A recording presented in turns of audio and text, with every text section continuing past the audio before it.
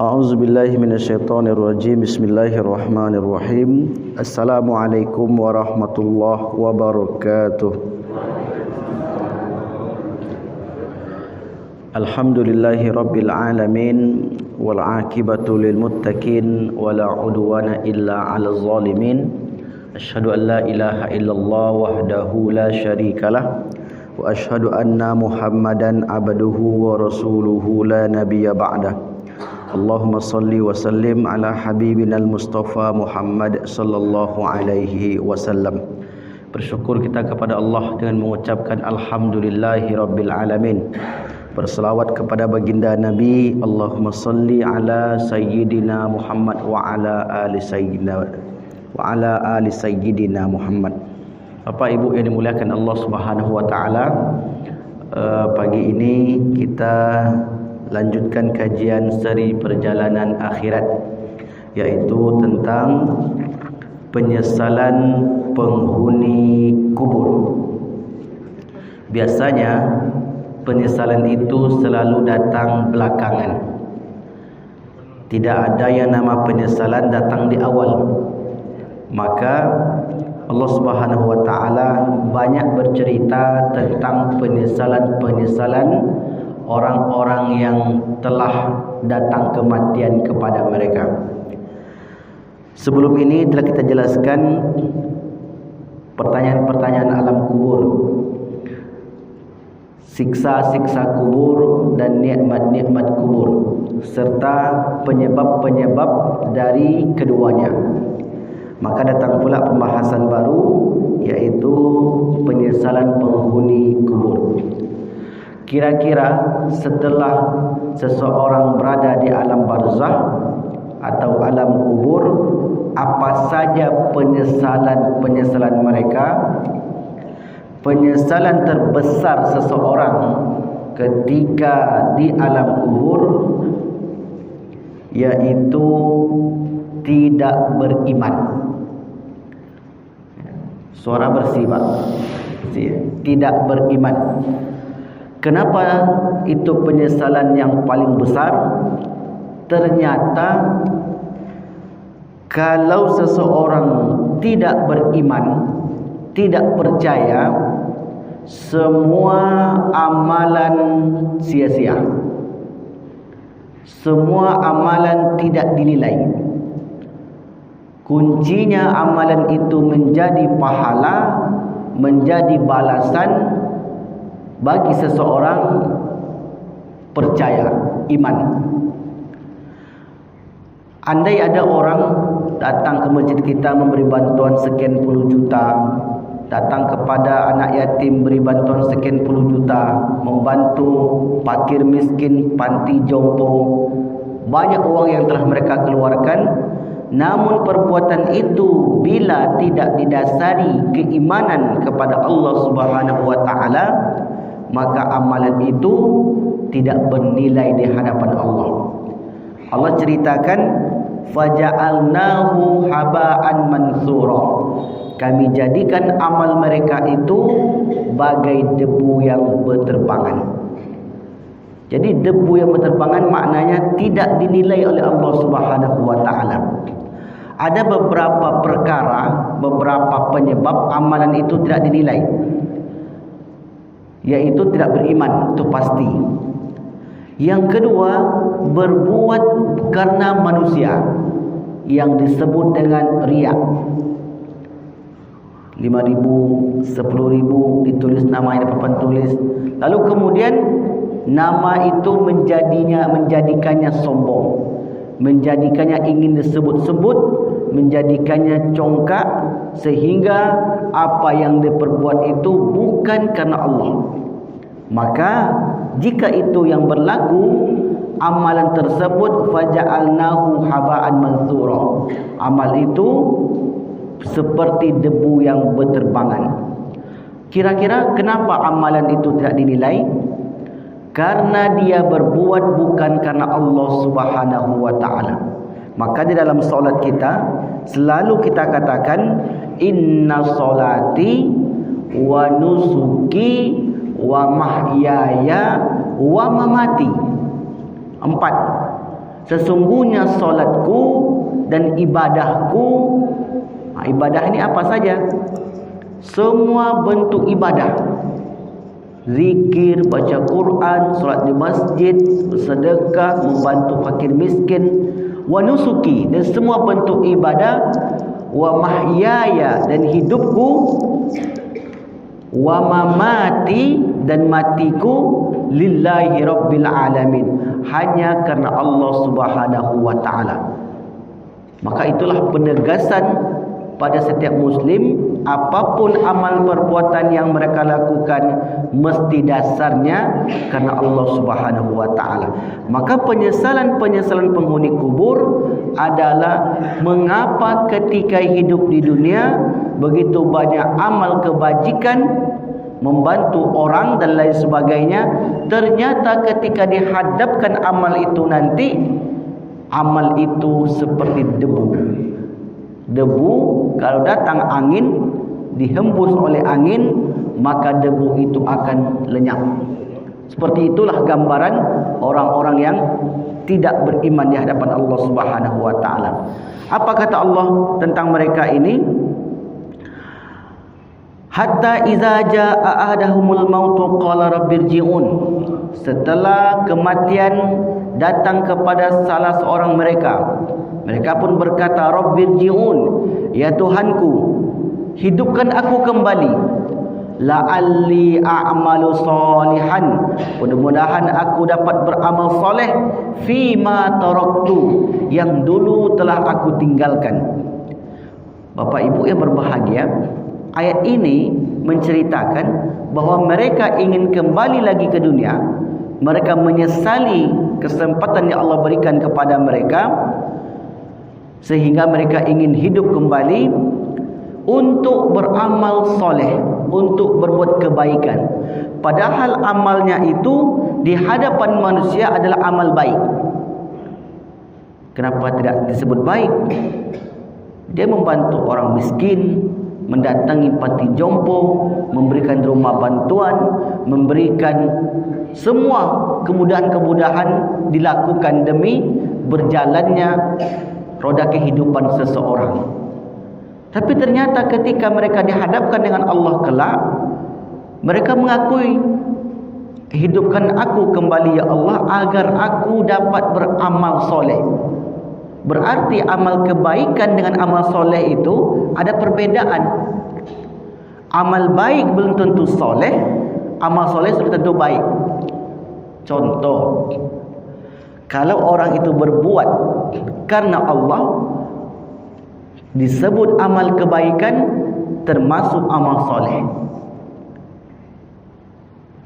Tapi jika berbuat bukan karena Allah, amal kebaikan di mata manusia tidak amal kebaikan, amal soleh di hadapan Allah. Jadi berbeda, Pak. Kita sama-sama makan, sama-sama hidup, sama-sama bekerja, sama-sama menikah. Semua apa yang kita lakukan dilakukan oleh orang yang tidak beriman. Tetapi Allah katakan, wa ya'kuluna wa yatamatta'una kama ta'kulul an'am. Bedanya, kalau orang berbuat karena Allah, bernilai pahala. Kalau orang bekerja menikmati hidup, makan dan minum bukan karena Allah, sama seperti hewan makan. Allah ceritakan dalam surat Muhammad, wa ya'kuluna wa yatamatta'una, mereka menikmati hidup kama ta'kulul an'am, sebagaimana hewan ternak itu menikmati hidup. Karena hewan ternak menikmati hidup tidak karena Allah Subhanahu wa ta'ala. Mereka hidup sesuai ketentuan-ketentuan yang berlaku dalam kehidupan hewan tersebut. Maka menjadi pembeda adalah akad. Ini akad yang sangat penting. Contoh, laki perempuan. Jika laki perempuan ini menikah, diawali dengan akad nikah, apa yang mereka lakukan ke depan bernilai pahala. Yang kedua, laki perempuan tidak diikat dengan tali pernikahan, melakukan sesuatu yang terlarang, maka terhitung sebagai dosa. Perbuatannya sama, orangnya lelaki perempuannya jenisnya sama. Yang satu mendapat pahala, yang satu berdosa. Kenapa bisa demikian? Kenapa status hukumnya berbeda? Karena yang satu sudah diikat dengan tali perkawinan karena Allah, maka disebut akad nikah. Akad itu artinya ikatan, ikatan pernikahan. Lahirlah anak, lahirlah cucu dan seterusnya, jadi keluarga besar. Yang tidak menikah mungkin juga lahir anak, mungkin juga lahir cucu dan seterusnya. Tetapi di mata manusia saja perbuatan itu sudah termasuk perbuatan tercela, apalagi di mata agama. Begitulah pentingnya akad. Orang berbuat, melakukan amal, ikatannya asyhadu alla ilaha illallah wa asyhadu anna muhammadar rasulullah. Dilakukanlah amalan itu, berzikir dia, bersedekah dia, baca Quran dia, wirid dia dan sebagainya, bernilai pahala. Diikat dengan tali tauhid, asyhadu alla ilaha illallah wa asyhadu anna muhammadar rasulullah. Yang kedua, tidak diikat dengan tali tauhid. Dia tidak menyembah kepada Allah yang esa, maka dia pun berbuat, perbuatannya itu tidak bernilai di hadapan Allah Subhanahu wa taala. Maka kalau terjadi kepada kita Bapak Ibu, ketika kita mau bersedekah, rupanya datang setan menggoda. Awalnya niatnya ikhlas karena Allah, tapi nengok kawan sebelah, kawan 5.000, saya 10.000, muncul rasa. Itu bisikan dari setan agar si pelaku itu bisa jumawa, bisa sombong, muncul rasa ujub, ingin menampakkan dirinya. Kalau itu yang berlaku kepada kita, tajdidun niyah, perbarui niat ketika itu lagi. Pas memberi itu terkadang diganggu oleh setan, memasukkan, muncul di hati, yuwaswisu fi sudurin nas, yang menghembuskan, yang membuat was-was, membisikkan. Datang hal itu, maka kita datang kembalikan lagi, saya berbuat karena Allah Subhanahu wa taala. Karena setiap kita pasti pernah mengalami hal demikian. Ingin berbuat, awalnya ikhlas karena Allah, tapi datang kemudian ikhlas itu terganggu. Itu yang mengganggu adalah setan. Pas mau solat, awalnya solat, ayat yang dibaca ayat-ayat pendek, kulhu kulhu kulhu kulhu. Tetapi nampak orang yang disegani, nampak orang yang disungkani, nampak orang dimuliakan, rupanya bergantilah ayat itu. Awalnya solat hanya 3 menit, menjadi solatnya 10 menit. Berarti sudah berubah niatnya ketika itu. Berarti perbuatannya bukan lagi karena Allah Subhanahu wa taala. Kalau itu yang berlaku, tajdidun niyah. Di dalam solat itu kita katakan dalam hati aja, tidak, saya berbuat karena Allah. Kalau datang lagi bisikan itu, saya berbuat karena Allah.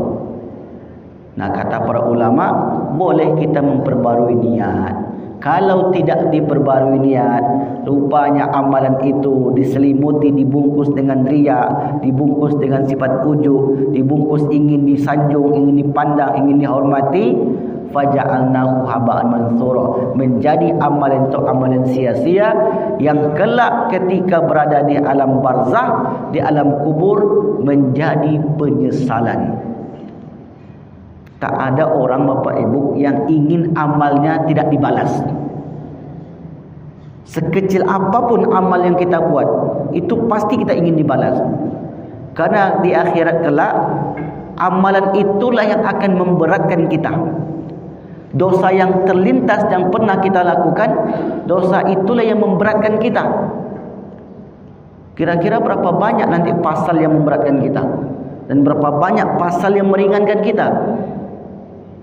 Maka kalau berbuat bukan karena Allah, maka orang itu termasuk orang yang sangat menyesal dan ingin mereka kembali ke dunia. La'alli a'malu salihan fima taraktu, agar aku hidup kembali dapat beramal soleh yang dulu aku tinggalkan. Tapi ternyata kematian sudah datang kepada mereka. Kalla, tidak. Innaha kalimatun, itu hanya omongan kamu saja. Kenapa begitu kira-kira Bapak Ibu? Karena ketika dia hidup sudah tahu apa yang dibuat itu bukan karena Allah. Dia sudah tahu, sudah sadarkan diri. Betul saya buat ini ingin dipuji. Apalagi nanti dekat-dekat pemilu kada. Itu luar biasa itu bantuan itu. Bantuan itu mengalir deras. Bantuan ke sana, bantuan ke sana, bang. Tapi sebelum itu, 5 tahun sebelum itu, tak ada bantuan sama sekali. Bisa jadi, ini bisa jadi kita menganalisa. Bisa jadi apa yang dibuat itu bukan karena Allah. Ada kemungkinan bukan karena Allah. Karena ada momen-momen tertentu baru memberikan bantuan, baru mengelurkan bantuan. Jadi kata Allah, tidak. Karena dulu kamu melakukannya dengan kesadaran, kamu melakukannya dengan pengetahuan, kamu melakukannya bukan karena dipaksa. Innaha kalimatun huwa qailuha wa min waraihim, di belakang mereka ada barzakh ila yaumi yub'atsun. Itu yang pertama. Itu pertama penyesalan penghuni kubur. Dalam ayat yang lain yang sering dibaca oleh imam di ayat 12 surat Sajadah, walau tara idzil mujrimuna nakisu ru'usihim, sekiranya engkau melihat orang-orang yang pelaku dosa itu menundukkan kepala mereka di hadapan Tuhan mereka. Ternyata nanti ketika kita meninggal, dibawa di alam barzakh, diperjumpakan dengan Allah, diperjumpa dengan pencipta kita. Orang yang berbuat amal bukan karena dia, tertunduk malu. Nakisu ru'usim inda rabbihim, Rabbana, lalu mereka pun berdoa minta kepada Allah, Rabbana absarna wa sami'na, kami sudah melihat azab-Mu ya Allah, kami sudah mendengarkan pedih siksa-Mu ya Allah, farji'na na'mal salihah, hidupkan kami kembali ke dunia untuk beramal saleh, inna muqinun, baru kami yakin. Maka mesti kita berhati-hati dalam beramal. Jangan satu pun amal yang kita perbuat diciderai, dirusak oleh sifat-sifat riya. Apalagi amal itu tidak didasari dengan keimanan, dengan percaya kepada Allah Subhanahu wa taala. Yang kedua, penyesalan penghuni kubur adalah tidak mengeluarkan sedekah. Ini ayat secara nyata Bapak Ibu. Dalam surah Al-Munafikun 9 sampai 11. Ayat yang ke-10 Allah berfirman, wa anfiqu mimma razaqnakum, dan keluarkanlah, infakkanlah, mimma, dari apa-apa yang kami rezekikan kepada kalian, min qabli, sebelum ayyatiya ahadukumul maut, sebelum datang kematian kepada kalian. Fayaqula, lalu kalian berkata, Rabbi laula akhartani ila ajalin qarib, ya Allah, andai engkau tunda kematianku sebentar saja, fa asaddaqa wa akun minas solihin, maka aku akan bersedekah, termasuklah aku orang-orang yang soleh. Ternyata orang yang diberi kesempatan untuk berbuat, ini orang yang diberi kesempatan berbuat ini adalah orang-orang yang mampu tentunya. Sebenarnya sudah mampu deh. Dari rumah bawa uang 10.000, memang sudah ada niat. Ketika kotak infak itu lewat, tak jadi dimasukkannya. Karena mungkin bisa jadi diganggu setan. Tak jadi masuk ke kotak infak tersebut. Maka kalau terjadi seperti itu, orang tersebut termasuk orang yang menyesal di hadapan Allah Subhanahu wa taala. Ayat ini kata para ulama, ada yang mengatakan penyesalan orang yang tidak mengeluarkan zakat. Fa asaddaqu wa akum minas solihin itu adalah mengeluarkan zakat. Dalam kajian fikih, zakat emas sampai nisabnya, haulnya. Nisab itu kadar emasnya 88 atau 86 gram emas, sampai haulnya 1 tahun penuh tidak berkurang dari 86 gram emas, maka mesti ia keluarkan 2,5%. Ketika dia punya kebun sawit panen banyak, maka mesti dia keluarkan waktu haqqahu yauma hasadih, ketika dia panen, terima serah uangnya, dikeluarkan sana sini, beban sana sini, gaji sana sini, maka mesti dikeluarkan. Jika tidak dikeluarkan, berarti tidak menunaikan zakatnya. Kami dulu di Mesir, Bapak Ibu, hotel-hotel besar itu, atau pusat-pusat perbelanjaan yang terkenal dan yang besar-besar, namanya Tauhid wan Nur. Ketika bulan Ramadan, pertengahan biasanya itu 17 Ramadan, seluruh mahasiswa yang berada di Mesir boleh mengantri bawa paspor untuk mengambil zakat. Berapa banyak itu mahasiswanya, Pak? Indonesia saja 5.000. Kalau Malaysia jarang, karena mereka termasuk orang-orang yang ekonominya bagus.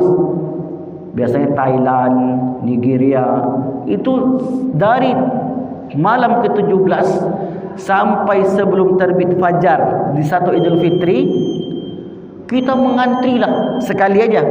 Mengantrilah mahasiswa-mahasiswa kita sambil bawa paspor. Diberikanlah setiap orang itu 50 pon sampai 100 pon. 50 pon itu kali 2.000, 1 pon 2.000, berarti kali 50 pon 100.000 per orang. Semalam itu yang ngantri sampai 300-400 setiap tahun, sampai sekarang masih seperti itu. Kira-kira kenapa? Kenapa mereka buat demikian? Mereka mengeluarkan zakat.